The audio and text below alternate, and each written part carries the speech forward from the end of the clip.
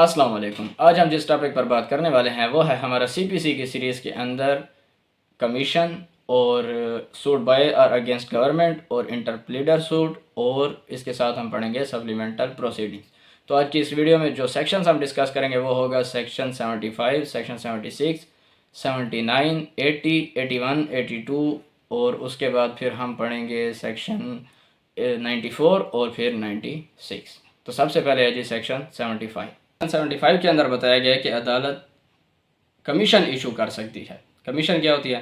अदालत किसी भी बंदे को भेज देती है, किसी वकील को भेज देती है कि आप जाकर कोई चीज़ चेक कर रहे हैं। कौन सी चीज़? अभी चार बातें जो हम पढ़ेंगे, ये चीज़ चेक करने के लिए अदालत किसी को कमीशन अपॉइंट कर सकती है। ये काम पूरे करने के लिए सरंजाम देने के लिए अदालत कमीशन अपॉइंट करती है और बाकायदा कमीशन की फ़ीस भी दी जाती है उसको।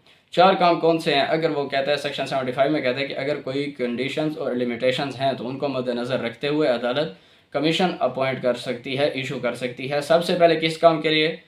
इस काम के लिए कि किसी बंदे को अगर एग्जामिनेशन करना है, किसी बंदे को एग्जामिन करना है, यानी कि कोई बंदा अगर अदालत में नहीं आ सकता तो अदालत उसके लिए कमीशन अपॉइंट कर देती है और उस बंदे को वहीं पर जाकर एग्जामिन कर लिया जाता है, उसका बयान वगैरह ले लिया जाता है। इसके साथ रिलेट करता है ऑर्डर 26 और उसके अंदर हम डिटेल से पढ़ेंगे। और इसके साथ पहले जो हमने बात किया इसके साथ रिलेट करता है रूल 1 से लेकर 8 तक। उसके बाद दूसरा कौन सा काम का ऑर्डर कर सकती है अदालत? दूसरा, इस काम के लिए अदालत कमीशन इशू कर सकती है कि कोई लोकल इन्वेस्टिगेशन करनी है, कोई तफ्तीश करनी है, तो उसके लिए भी अदालत कमीशन इशू कर सकती है। इसके साथ रिलेट करता है रूल 9 और 10। और उसके बाद तीसरे किस काम के लिए अदालत कमीशन इशू कर सकती है? अदालत किसी अकाउंट्स को एग्जामिन करने के लिए, चेक करने के लिए भी कमीशन इशू कर सकती है और इसके साथ रिलेट करता है रूल 13 और 11 और 12। और इसके बाद चौथा किस काम के लिए अदालत कमीशन इशू कर सकती है? चौथा इस काम के लिए कर सकती है कि कोई पार्टीशन करनी है, कोई तकसीम करनी है, तो उसके लिए भी अदालत कमीशन इशू कर सकती है और इसके साथ रिलेट करता है रूल 13 और 14।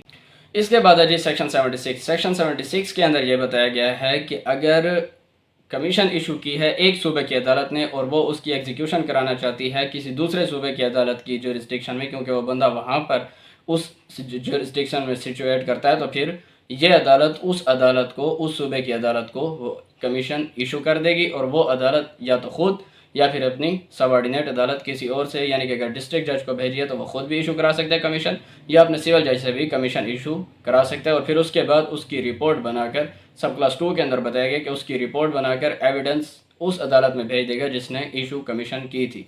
और अगर उस अदालत ने कोई और तरीका बताया है कि आपने उसके एविडेंस और उसकी रिपोर्ट मुझे इस तरीके से भेजनी है, कोई और ऑर्डर इंस्ट्रक्शंस दी थी, तो फिर उसके मुताबिक वो अदालत उसको भेज देगी।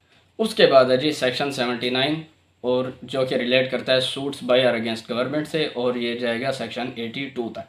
सेक्शन 79 के अंदर ये है कि अगर आप हुकूमत के ख़िलाफ़ दावा करते हैं या हुकूमत आपके ख़िलाफ़ दावा करती है, तो फिर अगर वफाकी हुकूमत के ख़िलाफ़ है तो आप उनको पार्टी बनाएंगे, वो प्लेंटिव या डिफेंडेंट होंगे, या उन्होंने आप पर किया। तो अगर सूबाई हुकूमत के ख़िलाफ़ आपने किया या उन्होंने आप पर किया तो फिर वो प्लेंटिव या डिफेंडेंट होंगे। उसके बाद है जी सेक्शन 80। सेक्शन 80 के अंदर यह है कि अगर आप गवर्नमेंट सर्वेंट या हुकूमत के ख़िलाफ़ या पब्लिक सर्वेंट के ख़िलाफ़ दावा करते हैं तो आप पहले उनको दावे से पहले नोटिस देंगे। अगर आप उनको नोटिस नहीं देंगे तो उसका क्या नुकसान होगा, हम इस सेक्शन के आखिर में पढ़ते हैं। तो जब भी आपने दावा करना है आपने उनको नोटिस देना है या उनके ऑफिस पर नोटिस को छोड़ना है, यानी कि उनके ऑफिस तक नोटिस को पहुंचाना है। और नोटिस के भी फिर 2 महीने आपने इंतज़ार करना है, उसके बाद आपने दावा करना है। नोटिस भेजने के बाद 2 महीने इंतज़ार करेंगे, फिर दावा करेंगे। उसके बाद वो बताता है कि अगर आपने करना है वफाकी हुकूमत के ख़िलाफ़ दावा तो फिर आप पार्टी बनाएंगे उसके सेक्रेटरी को, और अगर आपने दावा करना है प्रोविंशियल गवर्नमेंट के ख़िलाफ़ लेकिन रेलवे के अलावा, तो फिर आपने उसमें पार्टी बनाना है उसके डिस्ट्रिक्ट कलेक्टर को। और इसी तरह अगर आपने रेलवे के ख़िलाफ़, वफाकी हुकूमत के ख़िलाफ़, और वो भी रेलवे डिपार्टमेंट के ख़िलाफ़ आपने दावा करना है, रेलवे अफेयर्स से रिलेटेड आपने वफाकी हुकूमत के ख़िलाफ़ दावा करना है, तो फिर आपने रेलवे के जनरल मैनेजर को पार्टी बनाना है, यानी कि GM को पार्टी बनाना है। अच्छा, उसके बाद वो कहता है कि अगर आपने उनके ऑफिस पर जो नोटिस छोड़ा है या जो आपने उनको नोटिस दिया है उसके अंदर आपने अपना नाम लिखना है, अपना पता लिखना है, अपनी कॉज ऑफ एक्शन लिखनी है, और जो रिलीफ आपने उनसे मांगना है वो भी लिखना है। और उसके बाद जब आपने दावा दायर करना है तो उसके अंदर भी आपने ये लिखना है कि मैंने उनको नोटिस भेजा था, और नोटिस भेजने के बाद आपने 2 महीने इंतज़ार करना है। अगर आप नोटिस नहीं भेजते और दावा दायर कर देते हैं, या आपने नोटिस तो भेजा لیکن آپ نے 2 مہینے انتظار نہیں کیا، یا آپ نے 2 مہینے انتظار تو کیا لیکن آپ نے جب دعویٰ کیا تھا تو اس کے اندر آپ نے یہ سٹیٹمنٹ نہیں لکھی کہ میں نے نوٹس بھیجا تھا، تو پھر آپ کو نقصان کیا ہوگا؟ آپ کو نقصان یہ ہوگا کہ اگر آپ کا دعویٰ آپ جیت جاتے ہیں یا وہ آپ کا دعویٰ تسلیم کر لیتے ہیں تو پھر نقصان یہ ہوگا کہ اگر آپ کو کوئی کاسٹ ملنی تھی تو وہ آپ کو نہیں ملے گی۔ اور دوسرا نقصان یہ ہوگا کہ جب آپ نوٹس بھیجے بغیر یا نوٹس بھیجنے کے بعد 2 مہینے انتظار کیے بغیر دعویٰ دائر کر دیتے ہیں تو پھر آپ کو ان کے جواب دعوے کے آنے کا 3 مہینے انتظار کرنا پڑے گا۔ یہ ان کے پاس ایک حق ہے ان کو کہ وہ 3 مہینے تک پھر آپ کو جواب دعویٰ نہیں دیں گے۔ ہاں، اگر آپ نے نوٹس بھیجا، اس کے بعد آپ نے 2 مہینے انتظار کیا، پھر آپ نے دعویٰ کیا، دعوے کے اندر آپ نے لکھا کہ میں نے نوٹس بھیجا تھا، نوٹس کے اندر بھی آپ نے نام، پتہ، کاز آف ایکشن اور جو ریلیف آپ کو چاہیے وہ سارا لکھا تھا، تو پھر اس کے بعد 30 دن کے اندر آپ کو جواب دعویٰ ملے گا، لیکن نوٹس بھیجنے کے 2 مہینے کے بعد دعویٰ دائر آپ نے کرنا ہے۔ تو یہ تھا جی سیکشن 80، اور اس کے بعد سیکشن 81۔ سیکشن 81 کے اندر یہ کہتا ہے کہ اگر آپ نے حکومت یا پبلک سرونٹ کے خلاف ان کی آفیشیل کیپیسٹی میں دعویٰ کیا تو پھر ان کو ایک ایکسیپشن حاصل ہے، ان کو ایک ایگزمپشن حاصل ہے۔ وہ کیا ہے؟ وہ یہ ہے کہ سیکشن 94 ابھی ہم پڑھیں گے، اس کے اندر ہیں سپلیمنٹل پروسیڈنگز۔ عدالت ایگزیکیوشن سے پہلے، عدالت ڈگری سے پہلے یہ سپلیمنٹل پروسیڈنگز وہ کر سکتی ہے، لیکن اس معاملے میں ان کے ساتھ پبلک سرونٹ اور حکومت کے خلاف عدالت وہ سپلیمنٹل پروسیڈنگز نہیں کرے گی، ان کو ایگزمپشن حاصل ہے۔ وہ کہتا ہے کہ اگر آپ کا دعویٰ ہے حکومت یا پبلک سرونٹ کے خلاف ان کی آفیشیل کیپیسٹی میں، تو پھر اس کے بعد اگر وہ عدالت ان کو نہ تو گرفتار کرے گی، نہ ان کی پراپرٹی کو اٹیچ کرے گی ایگزیکیوشن سے پہلے، یعنی کہ ڈگری سے پہلے عدالت نہ تو اس کو گرفتار کر سکتی ہے وہ پبلک سرونٹ کو، اور نہ ہی اس کی پراپرٹی کو اٹیچ کرے گی۔ ہاں، ایگزیکیوشن کے بعد پھر کرایا جا سکتا ہے، اریسٹ بھی کرایا جا سکتا ہے اور اس کی پراپرٹی کو اٹیچ بھی کرایا جا سکتا ہے۔ سب کلاس 2 کے اندر وہ کہتا ہے کہ اگر اس کی اپیرنس، اس کی پرسنل اپیرنس عدالت کے اندر ہونے سے اس کی جو پبلک کیپیسٹی، جو اس کے ذمہ پبلک سروسز ہیں، اس کے اوپر حرج پڑے گا تو پھر عدالت اس کو پرسنل اپیرنس سے بھی ایگزمپشن دے دے گی کہ وہ خود حاضر نہ ہو عدالت میں، اپنا مختار بھیج کر وہ دعویٰ چلا سکتا ہے۔ اگر اس کی عدالت میں حاضری کی وجہ سے اس کے کام میں جو حکومت نے اس کے ذمہ لگایا ہوا اس میں حرج پڑے گی تو وہ پھر عدالت میں نہیں آئے گا۔ اس کے بعد ہے جی سیکشن 82۔ سیکشن 82 کے اندر یہ بتایا گیا ہے کہ جب آپ کا پبلک سرونٹ یا حکومت کے خلاف دعویٰ ختم ہو جائے گا اور آپ کے حق میں ہو جائے گا، آپ دعویٰ جیت گئے ہیں، وہ دعویٰ ہار گئے ہیں، ڈگری آپ کے حق میں ہو گئی ہے، تو پھر عدالت ان کو ڈگری جب لکھے گی تو اس ڈگری کے اندر عدالت ایک وقت لکھے گی اور ان کو ہدایات دے گی کہ آپ نے اس وقت کے اندر اس ڈگری کو سیٹسفائی کرنا ہے، یعنی کہ اس ڈگری کے اندر جو بات لکھی ہوئی ہے اس کو آپ نے پورا کرنا ہے، اور اس وقت کے اندر اگر وہ پورا کر لیتے ہیں تو بات ہی ختم، اور اگر وہ پورا نہیں کرتے تو پھر عدالت کیا کرے گی؟ پھر عدالت صوبائی حکومت کو رپورٹ کرے گی کہ آپ اپنے اس پبلک سرونٹ کو کہیں کہ یہ میرے اس آرڈر کے اوپر عمل کرے، یہ رپورٹ بھیجے گی صوبائی حکومت کو۔ اور سب کلاس 2 کے اندر بتایا گیا ہے کہ جب عدالت یہ رپورٹ صوبائی حکومت کو بھیج دے گی، اس کے بھی پھر 3 مہینے کے بعد یعنی کہ ایگزیکیوشن ہو سکتی ہے، پھر اس کے بھی 3 مہینے انتظار کرنا پڑے گا۔ یہ رپورٹ بھیجنے کے بعد عدالت پھر 3 مہینے انتظار کرے گی، وہ بندہ جس کے حق میں ڈگری ہوئی ہے وہ بھی 3 مہینے انتظار کرے گا، اور اس کے بعد بھی اگر وہ سیٹسفائی نہیں کرتے اور اپنی صوبائی حکومت کے آرڈر کو بھی نہیں مانتے تو پھر اس کے خلاف ایگزیکیوشن ڈگری کی ہو جائے گی، اور پھر اس ایگزیکیوشن کے بعد آپ اس پبلک سرونٹ کو گرفتار بھی کرا سکتے ہیں اور اس کی پراپرٹی کو اٹیچ بھی کرا سکتے ہیں۔ جی سوٹس بائی اور اگینسٹ گورنمنٹ سے ریلیٹڈ سیکشن 79 سے لے کر سیکشن 82 تک۔ اس کے بعد ہم پڑھتے ہیں انٹر پلیڈر سوٹ۔ سیکشن 88 کے انٹر پلیڈر سوٹ کیا ہوتا ہے؟ انٹر پلیڈر سوٹ یہ ہوتا ہے کہ ایک پراپرٹی یا کوئی ڈیپٹ، کوئی قرضہ ہے یا کوئی سم آف منی، کوئی پیسے ہیں، اس کو ایک سے زیادہ بندے کلیم کر رہے ہیں ایک بندے کے خلاف۔ فار ایگزامپل کسی بندے کو کوئی پراپرٹی مل گئی، موویبل یا اموویبل، منقولہ یا غیر منقولہ، کوئی قرض مل گیا کہیں سے، کوئی سم آف منی کہیں سے اس کو مل گئے، اور اس کو لوٹانے کے لیے اس کے نہیں ہیں، اور وہ اس کے اوپر کوئی انٹرسٹ بھی کلیم نہیں کرتا، اور وہ اس مالک کو لوٹانے کے لیے بھی تیار ہے، لیکن اب اس سے کلیم کرنے کے لیے 10 بندے آ گئے ہیں۔ ایک بندہ کہتا ہے میرے ہیں، دوسرا کہتا ہے میرے ہیں، تیسرا کہتا ہے میرے ہیں، چوتھا کہتا ہے میرے ہیں، تو پھر وہ کیا کرے گا؟ وہ سب کے خلاف انٹر پلیڈر کا سوٹ دائر کر دے گا، دعویٰ دائر کر دے گا۔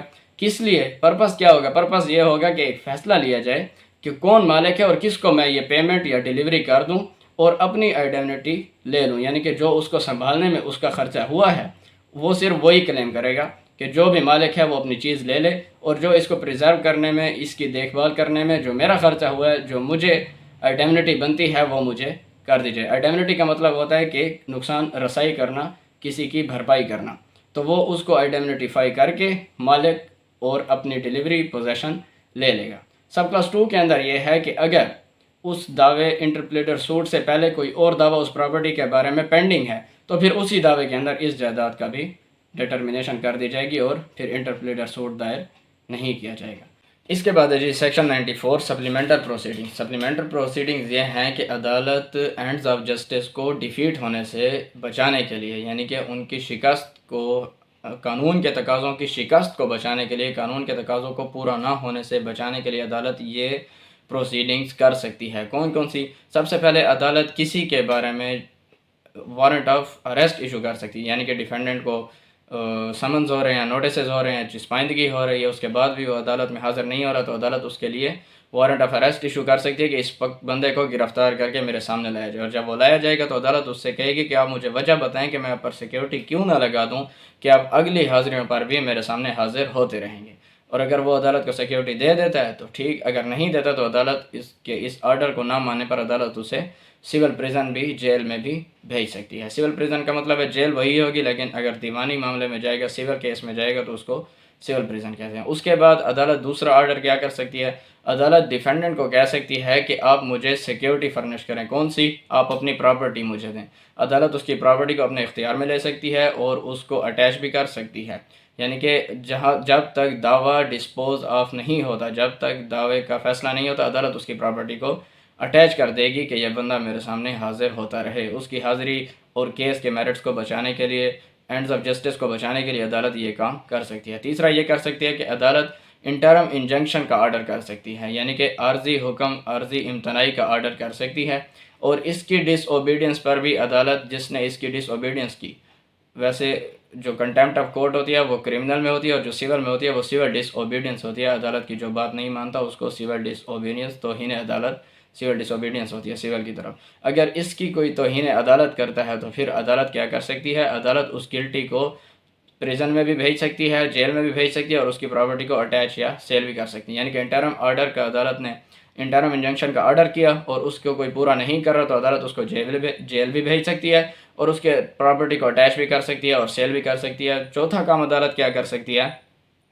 چوتھا کام عدالت یہ کر سکتی ہے کہ کسی بھی پراپرٹی کے اوپر عدالت ریسیور اپوائنٹ کر سکتی ہے، اور اس ریسیور کی پرفارمنس، اس کی ڈیوٹیز کو یقینی بنانے کے لیے عدالت اس کی پراپرٹی کو اٹیچ یا سیل کا آرڈر بھی کر سکتی ہے کہ اس ریسیور کی پراپرٹی کو اٹیچ یا سیل کیا جائے گا اگر وہ عدالت کی بات کو، عدالت کی اس ذمہ داری کو پورا نہیں کرتا۔ اور پانچواں آرڈر کیا کر سکتی ہے؟ پانچواں آرڈر عدالت کوئی بھی آرڈر جو صحیح، گڈ اور سفیشینٹ سمجھتی ہے، مناسب سمجھتی ہے، جسٹ اینڈ کنوینینٹ سمجھتی ہے، عدالت کوئی بھی انٹرلاکٹری آرڈر کا حکم کر سکتی ہے۔ آرڈر 39 رول 1 سے لے کر 6 سے لے کر 10 تک انٹرلاکٹری آرڈرز کے بارے میں ہے کہ انٹرلاکٹری آرڈرز کون سے ہوتے ہیں۔ انٹرلاکٹری آرڈرز یہ ہوتے ہیں کہ انٹرم سیل کا عدالت آرڈر کر سکتی ہے، عدالت انسپیکشن کا، پراپرٹی کی انسپیکشن کا، پراپرٹی کی پریزرویشن کا آرڈر، اس قسم کے آرڈرز عدالت کر سکتی۔ اس کے بعد ہے جی سیکشن 95۔ سیکشن 95 کے اندر یہ ہے کہ جو ابھی ہم نے سیکشن 94 کے اندر پڑھا ہے کہ عدالت اریسٹ کا یا عدالت اٹیچمنٹ کا یا انٹرم انجنکشن کا آرڈر کر سکتی ہے، تو اگر عدالت کو لگتا ہے کہ عدالت نے یہ آرڈر غلط کر دیے ہیں، انسفیشینٹ گراؤنڈز پر کر دیے ہیں، وجہ نہیں بنتی تھی اور یہ آرڈر ہو گئے ہیں، یا عدالت کو لگتا ہے کہ جو پلینٹف نے دعویٰ کیا ہے ڈیفینڈنٹ کے اوپر اس کا دعویٰ بنتا ہی نہیں تھا، وہ دعویٰ کرنے کا اہل ہی نہیں تھا، تو پھر عدالت کیا کرے گی؟ پھر عدالت اس پلینٹف کو جرمانہ لگا سکتی ہے، اس کو کمپنسیشن کا آرڈر کرے گی کہ آپ ڈیفینڈنٹ کو، پرانی بکوں میں 10,000 لکھا ہے لیکن 25,000 کمپنسیشن ادا کریں۔ یہ ایک قسم کی کاسٹ عدالت لگائے گی۔ کاسٹ کیا ہے ہم پچھلی ویڈیو کے اندر پڑھ چکے ہیں، آپ سن سکتے ہیں۔